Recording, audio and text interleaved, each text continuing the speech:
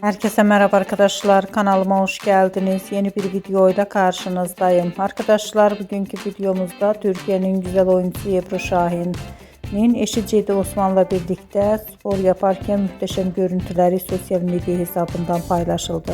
Ben de bu görüntüleri sizler için YouTube kanalımda video halinde sunuyorum. Umarım beğenirsiniz. Arkadaşlar, videomu beğendiyseniz kanalımı izlemeyi ve bildirim butonuna basmayı unutmayın. Şimdilik benden bu kadar olsun. Yeni videomuzda görüşmek üzere. Hoşça kalın.